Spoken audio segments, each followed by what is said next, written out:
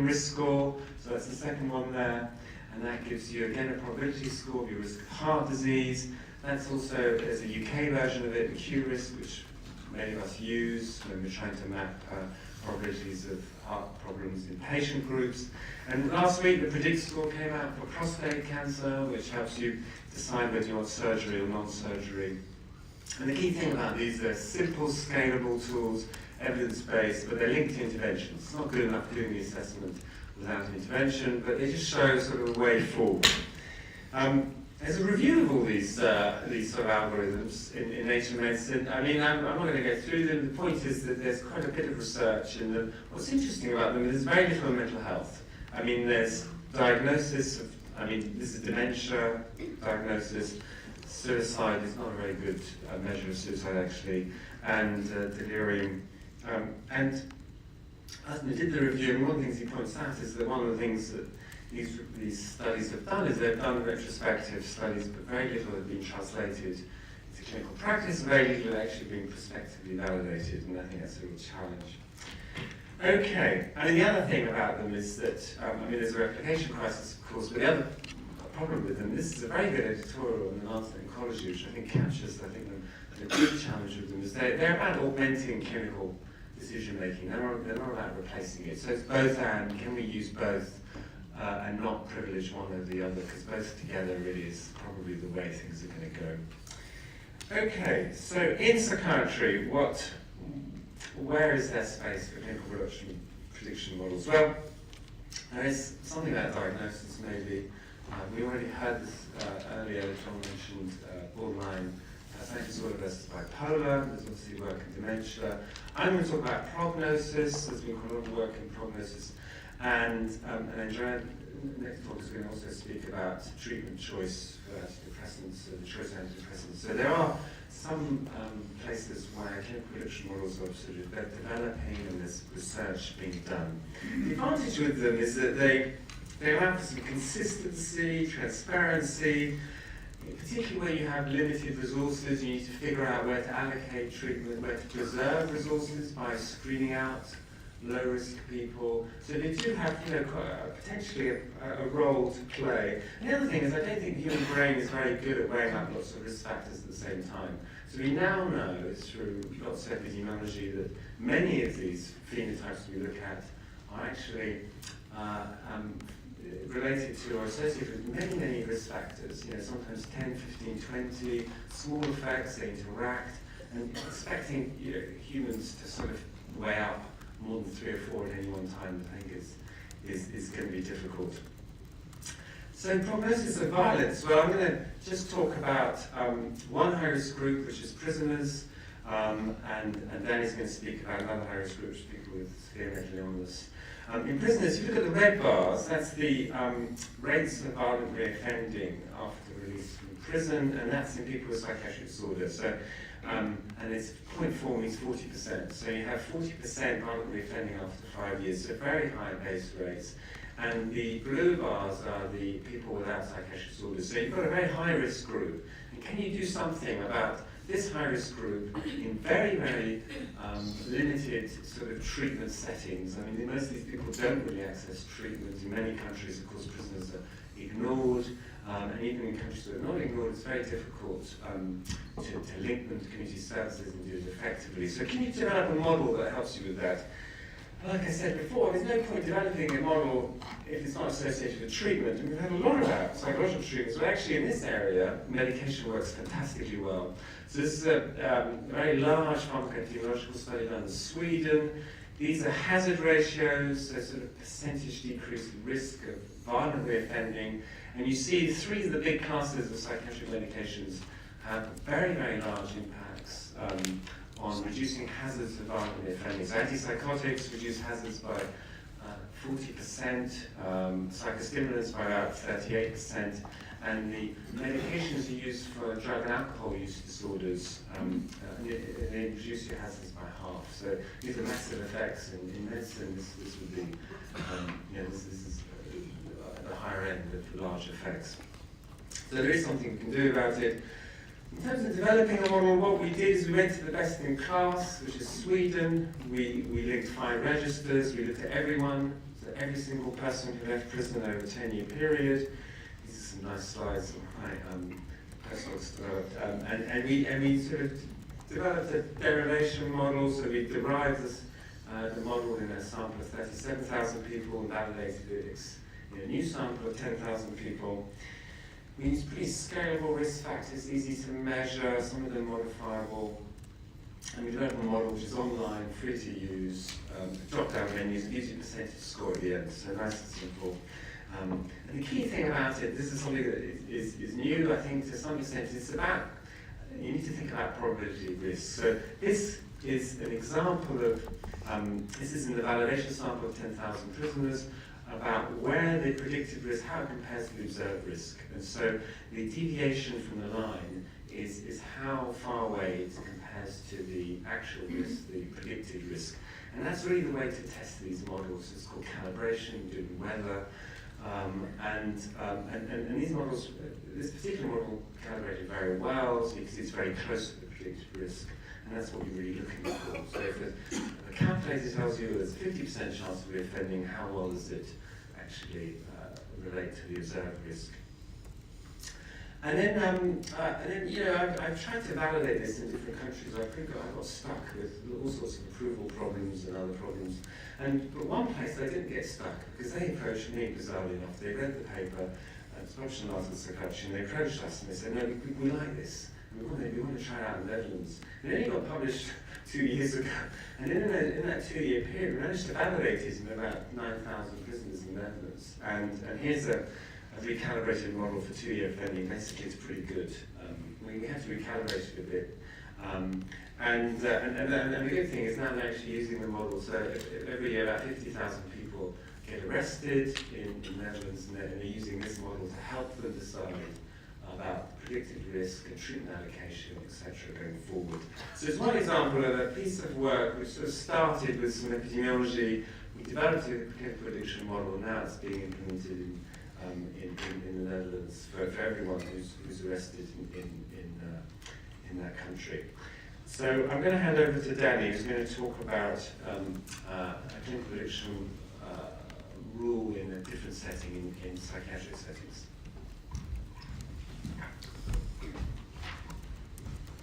Thank you. Yes, I'm going to tell you about some work I'm going to be doing actually. So looking at applying some of these approaches in another of the high-risk groups that Sina mentioned. So this time thinking about how we can actually apply it in a clinical psychiatric setting. So people who are presenting with a possible onset of a psychiatric illness are seen by early intervention services. So these are busy, multidisciplinary community mental health teams. And they see a large number of new patients each year presenting in this early stage of illness. Whilst of course we know that most people who develop this type of illness are never violent, there are small increased risks associated with it. And locally we found that around 1 in 4 individuals displayed some kind of interpersonal violence in their first year under these services. So this is a really important outcome for these services to be assessing and addressing. We know that violence has a wide range of impacts, so not just for individual patients, for their families, for health services, and as a sort of a public health issue. And we also know that particularly in this setting that history of violence is associated with poorer overall prognosis as well, so things like more frequent and long hospital admissions. We know that the first episode of illness is particularly important when we think about all this.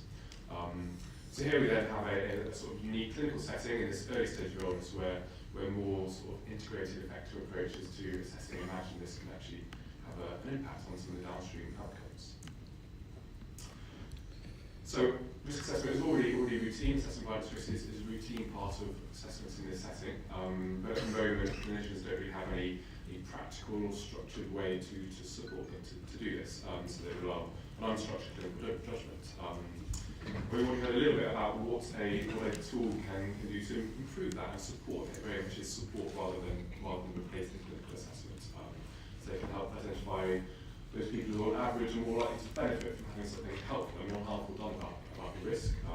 So they can have transparency and consistency and give a bit more of an evidence base to anchor the assessments in.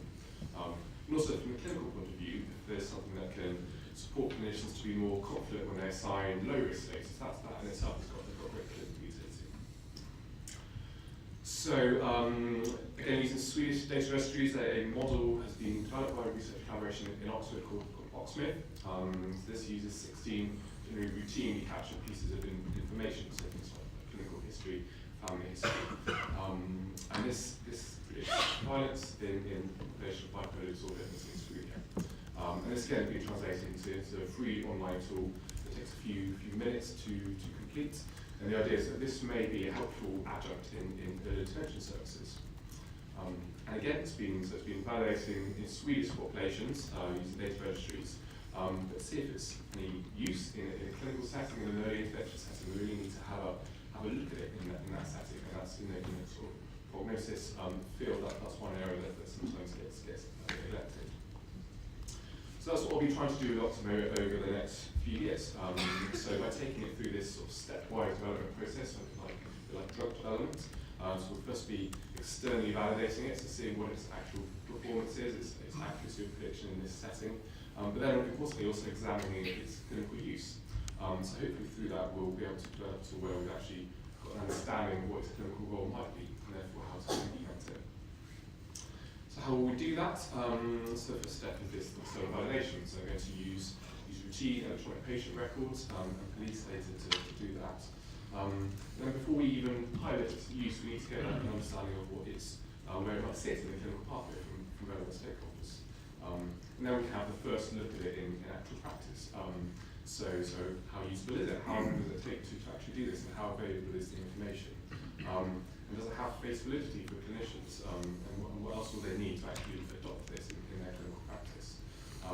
We'll actually adopt a mixed methods approach to that as well. So incorporating some qualitative work, including patients and carers, to try and understand how this sits in the overall approach to assessing violence risk in this setting. And then informed by that pilot work, that we'll then look at examining its actual prospective integration into a clinical service, develop how to measure how it affects decision making and communication between clinicians and different agencies, and look at what the outcomes of interest actually are, with a view to developing a template for actual large scale work, which might include randomised studies looking at its incremental benefit when integrated into the service. So that's the goal, and then just to finish by making the point that this whole package is about more than just assessing the predictive power of a particular tool. It's about seeing how that tool, in this case for violence risk assessment, can help develop clearer treatment pathways and help us move towards this more stratified approach to violence risk assessment in this setting. Thank you very much.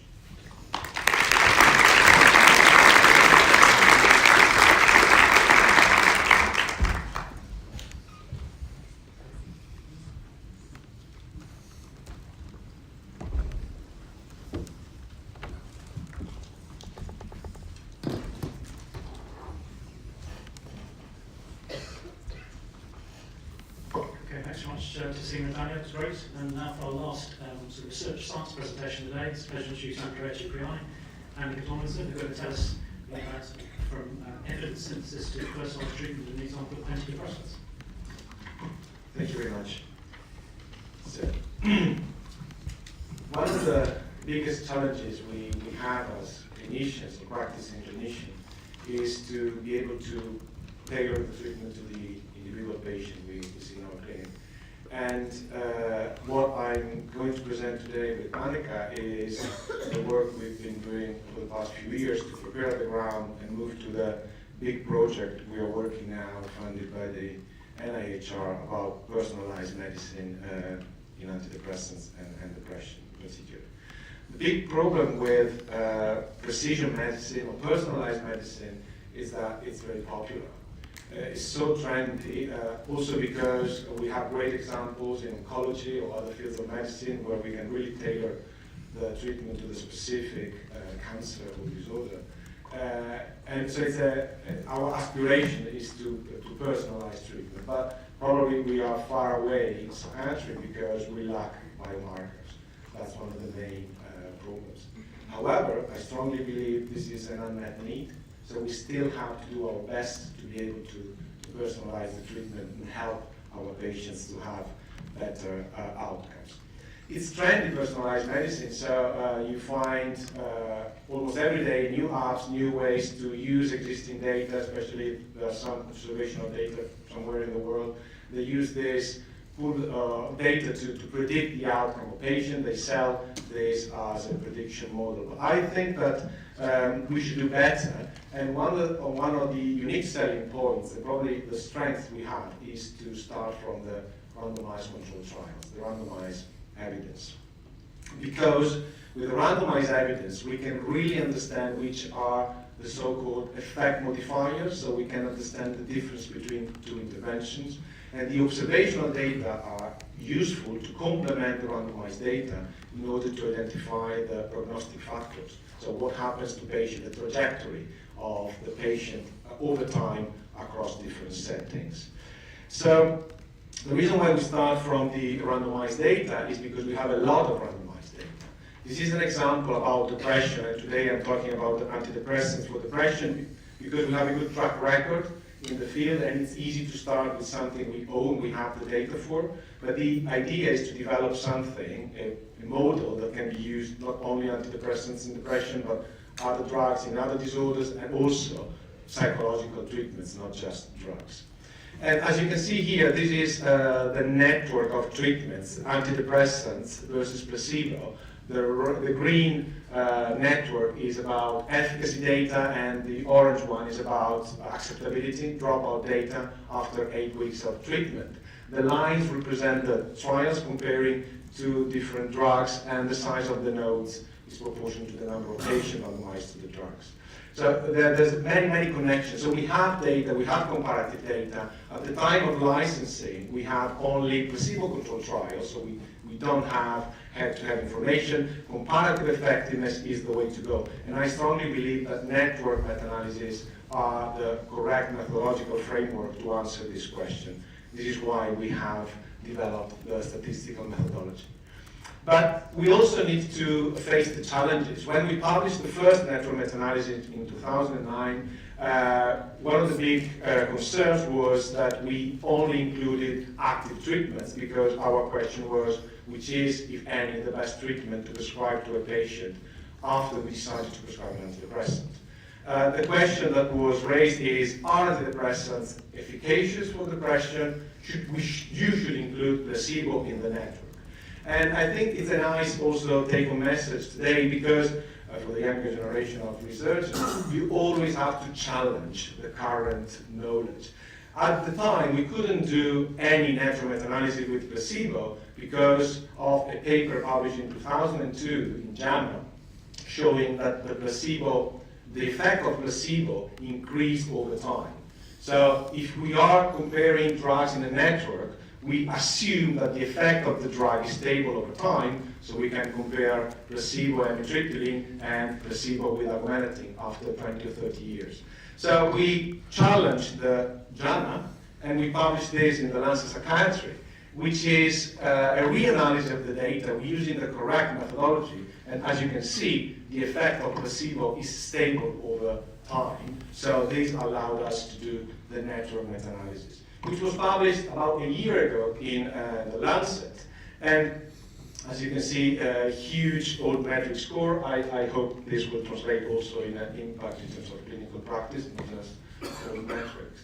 But we managed to collect data about 522 randomized controlled trials, 120,000 patients, the largest network meta-analysis in medicine so far, with huge debate on Twitter about all the limitations and a lot of ideology. But what I think was is the big limitation of this analysis is that we use aggregate data. We need to move to the individual patient data to be able to tailor the treatments to the individual. And this is what we have done using a specific example. So it's about a specific CBT intervention, CBAS treatment for chronic depression, and we selected carefully this example because we were able to have all the data from all the trials about 3 interventions: drug alone, CBT alone, and combination drugs and CBT. Only 3 nodes and only 4 trials.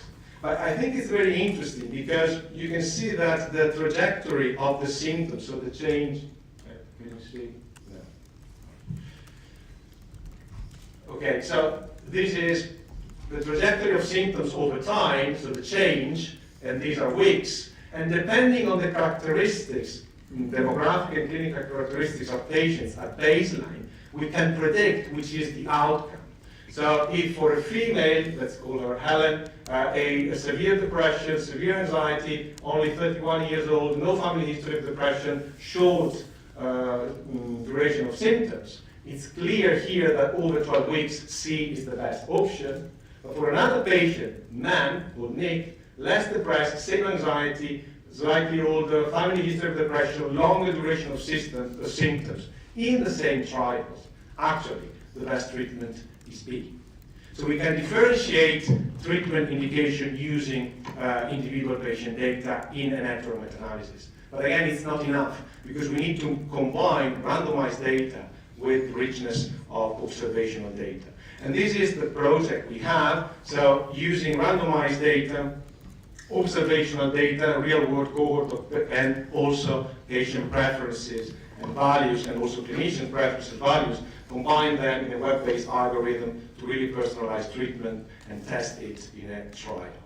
Observational data it's a luxury to work in this country because we have huge amount of very good data sets in order to understand what happens in real world to these patients. These are data from CRIS, the data set of secondary care, which is unparalleled in the world, but we also are going to use Q Research data, and of course the Dementias platform UK is vital in order to have an environment where we can combine everything. It's just to show that the observational data show the same thing as the randomized data. If you look at the outcomes, in our Lancet paper we have response, dropout, specific adverse events, and these are the same outcome data reported in this example, which is the cohort of patients in Oxford who are depressed and are taking antidepressants. So what we want to do is this. So we want to develop an algorithm which is randomized data, observational data, and patient preferences. So we ask people which are their preferences about, for instance, adverse events. And for Nick, we mentioned before, if the preferences in terms of adverse events are, he doesn't really care about insomnia and nausea, but he's worried about sedation and weight gain. And in terms of QTC prolongation, there's no cardiac risk. This is the ranking of the treatments. We can rank individual antidepressants. But for another man, same age, same severity of illness, same baseline characteristics, but different preferences. He doesn't want nausea, doesn't want tremor, and the QTC is prolonged. The actual ranking is completely different. So this is the way to go. And of course, to do this, we need to face a lot of challenges. And now I'll hand over to Annika to present how we are tackling with segments. Hi, so the first thing I learned about network meta-analyses, one of the most important things, is a brilliant acronym. And so this is what Andrea came up with. So Martha is the title of this project, so a meta-analysis of the relative tolerability and harms of antidepressants. So this is a project looking at specific adverse events. So it's using the same pool of studies that we used in the original Lancet paper, so the 522 randomized control studies. And we selected, so via a team of data extractors, a large team of data extractors, we extracted every single adverse event as it was recorded in the study. One of the big challenges was that some studies only report over 10% of side effects, 5% of side effects. So then we'd have to rely on unpublished data. So we go to the unpublished data from the trials. We'd also try and contact authors where applicable to try and get as much data as we could on the individual adverse events. As you can imagine, this was a huge, huge data set. Every trial uses different terminology for adverse events, uses different severity scales. So we had a sort of spreadsheet of 700 columns of different adverse events.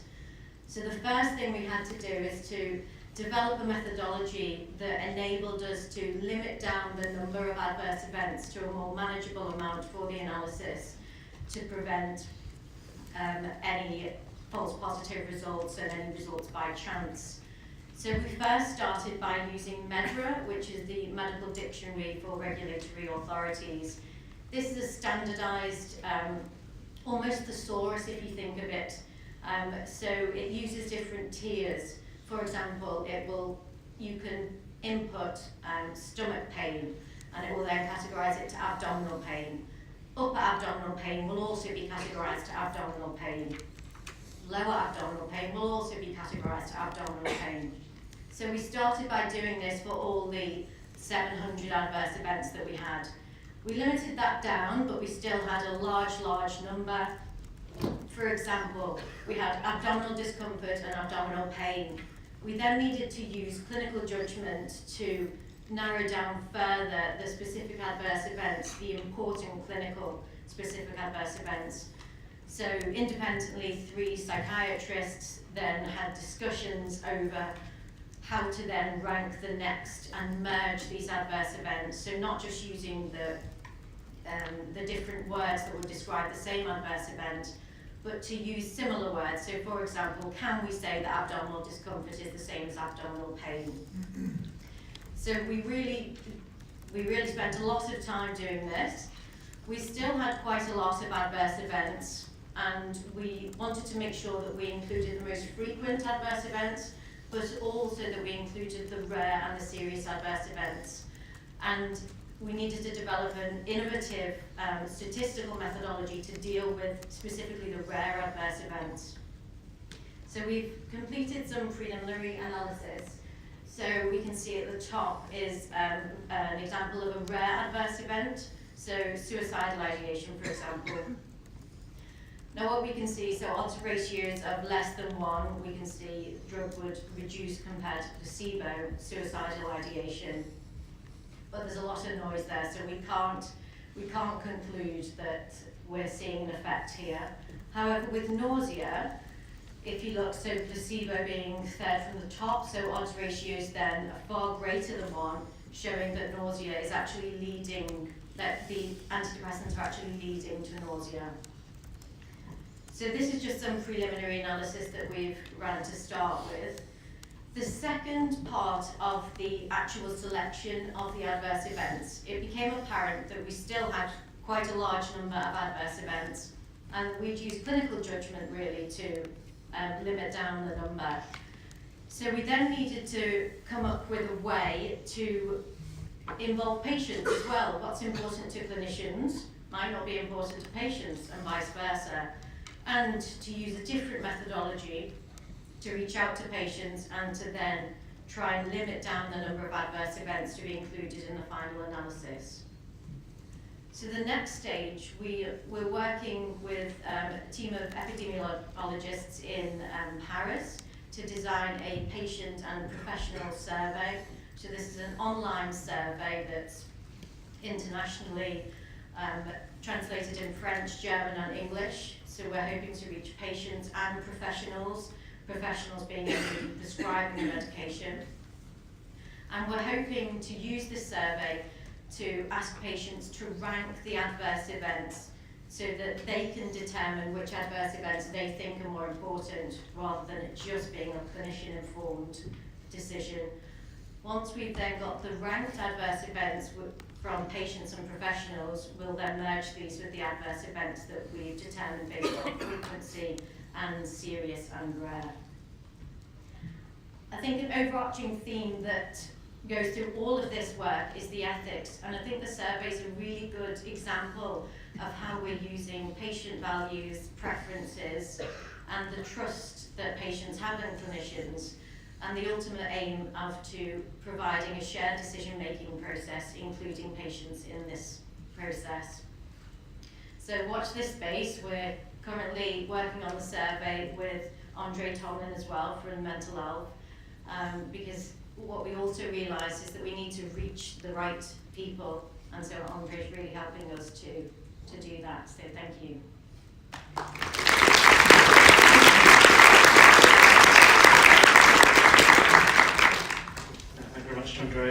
was a wonderful talk to finish with, and again it illustrated many of the qualities and characteristics of research in this department we've heard through the presentation today. Now, just before I introduce the last speaker, just remind, please don't rush off at the end of that talk. Just make your way promptly to the foyer where there's going to be a big team photograph. And if you haven't already signed the consent form, please do that on your way out. There'll be various piles of consent forms before you reach the photograph area. And as soon as the photographs are done, there'll be drinks. So we'll much look forward to it. Before we get there, let's pleasure introduce our last speaker. Now, we've seen lots of examples this afternoon of publications and this morning in Lancet Psychiatry. Last speaker will be known to many of you as the editor of the Lancet Psychiatry. Not all of you may be aware that he's also an Oxford-trained medic and a psychiatrist, so I think an ideal person to end off our day by giving us another sort of external opinion on how this research has been seen in the wider world. So it's a pleasure to introduce our voice. Thank you very much. Let's get to the presentation.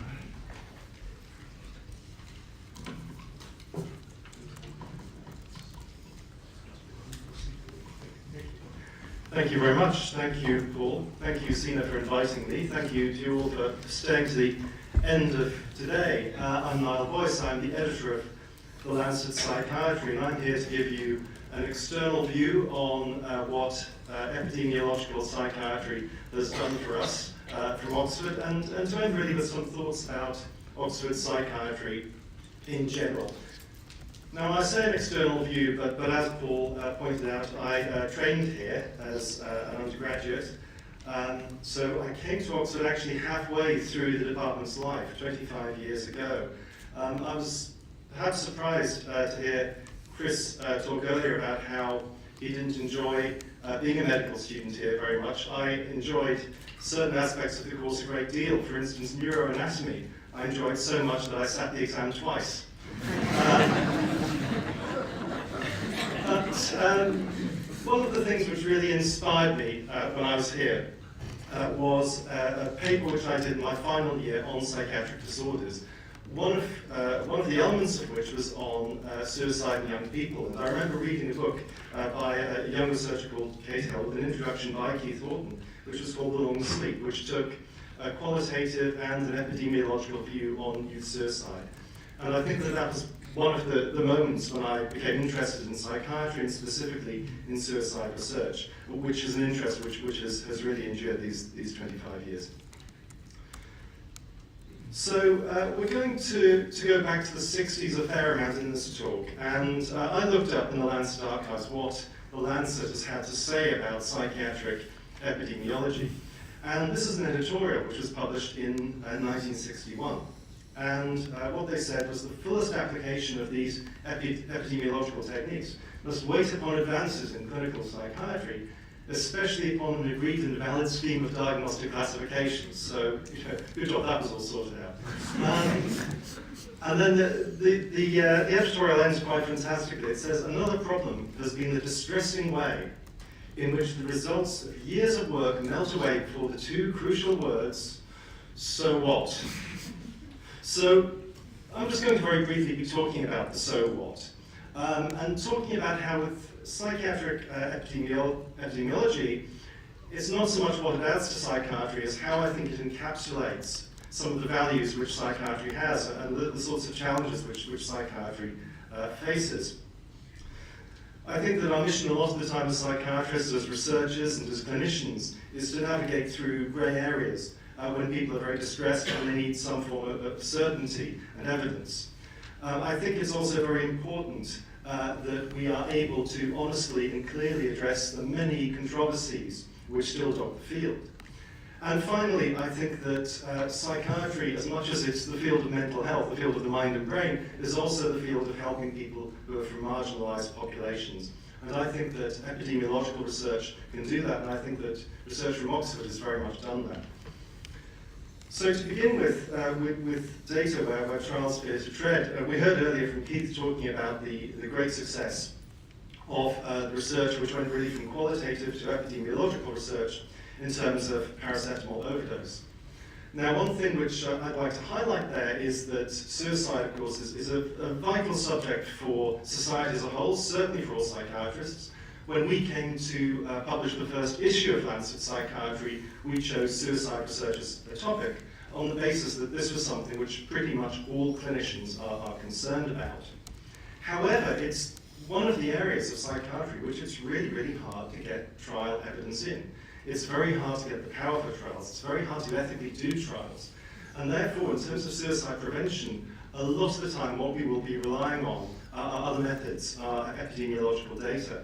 And it was interesting to see at the end of Keith's presentation, this was one of the papers which was presented, that paracetamol pack size change is a change which happened really on the basis of qualitative evidence and then epidemiological evidence rather than trial evidence.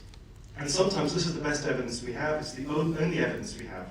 And without epidemiology, without valuing those data, we wouldn't be able to make these substantial public health changes, which really have done so much to save so many lives over the past 20 years. Now also, Andrea's talk brought me onto the subject of antidepressants, which is one of the many controversial areas in psychiatry. And of course, anti-psychiatry is something which starts in the 1960s, effectively. Thomas Zatz publishes in 1959. We have R.D. Lang then taking flight in the 60s with the idea that psychiatry is not really a valid way of thinking about the mind, about human distress. And I think in recent years we've maybe seen a bit of a resurgence of anti-psychiatry, and I think this is partially because of the effect of the internet connecting people up. I think it's also because there's a certain amount of controversy which attended DSM-5, but over the past 5 or 10 years I think I've seen probably a real resurgence in people really arguing against everything that psychiatrists do. Now I know that it's very easy when a profession is under attack from the outside to not ask difficult questions of yourself. I think that the worst outcome of anti-psychiatry is that psychiatrists stop asking critical questions about the treatments which they offer. And so this is another area in which epidemiology can help. So we know that with antidepressants, indeed a lot of psychotropic medications, we don't have a great deal of data collected in trials on adverse events. It might not be reported, it might not be available. And so looking at large data sets such as this study, which Sina published in PLOS 4 years ago on SSRIs and violent crime, and really finding some quite reassuring data on that is the way that we can examine our own profession and answer these questions which otherwise would be unanswerable. The other issue which I'm going to talk about really is marginalized populations. Now, since the 60s, we're just waiting for the next slide to load up there. Since the 60s, I think there's been a huge reduction in the amount of stigma and discrimination around mental health, which is a good thing, but I am sometimes a little bit dubious about anti-stigma campaigns. I think that while they can be very helpful, I think sometimes what they're risking doing is altering the reality of mental health and mental illness to suit public opinion, rather than altering public opinion to suit the reality of mental illness. And there are certain populations in which mental illness is rife, but these are populations who would find it very hard to glean any sort of sympathy or understanding with the media or the general public. And this is where the work on self-harm and suicide in prisons, for instance, by the Oxford team, I think has been very helpful. Because what the epidemiological data can do is define the problem and present the problem and really bring to public attention the mental health issues faced by populations who, as I say, would not normally be considered sympathetic populations who are deserving of attention and deserving of help. So in terms of the so what, we've really got 3 factors. Psychiatric epidemiology from Oxford has proved essential to not just define the extent of mental illness and to identify its causes, as we saw earlier with the global burden of disease studies, but it also helps to guide public health measures and hopefully in the future to guide individual treatment decisions. It provides evidence to address the many criticisms of psychiatry, and it places these marginalized issues and these marginalized populations at the center of the discourse. But I'm just going to sound a note of caution here, and this is from another editorial on psychiatric epidemiology, which is published in The Lancet in 1998. And this author, Lehman, who I think is based at Columbia, New York at the time, said, "The shift in national mood from one of progressive outreach to cost effectiveness in healthcare casts an ominous shadow on what began as an inspired search for truth." So really this is saying that in the middle of big data, in the middle of bigger data than we've ever had with the digital technology which we've seen today, we have to remember the individual. We have to remember the ethics of dealing with individual data. We have to remember the ethics of what it is that we do. And of course recall that behind every number in these huge diagrams, these huge tables, are individual stories of hope and individual stories of tragedy. So I'm going to end with reflections on how Oxford has changed. So these two photos next show the really dramatic changes Oxford has undergone in the last 50 years. No, Oxford from the outside doesn't change that much. When I come back here, it's still the same as it was in the mid-90s, except these days I notice these young-looking teenagers roaming the streets, going into colleges, attending lectures. I've got no idea who they are. They certainly weren't around when I was here.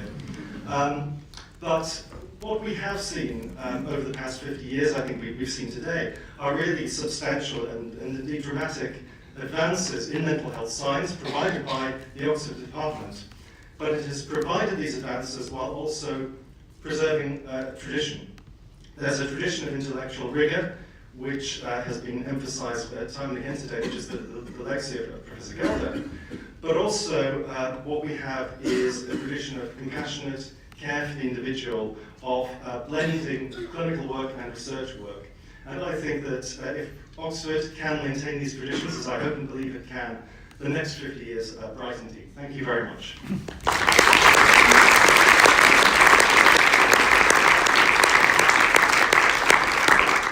Thank you very much indeed, Al. I think it's a really nice and insightful way to end the day. Okay, so it just remains for me to thank all the speakers and all you for, of course, staying to the end. If you've been as enthused as I have over the presentation, then please take the facial expression through to the photograph, just say the outside as soon as you can make it out there. So thanks again.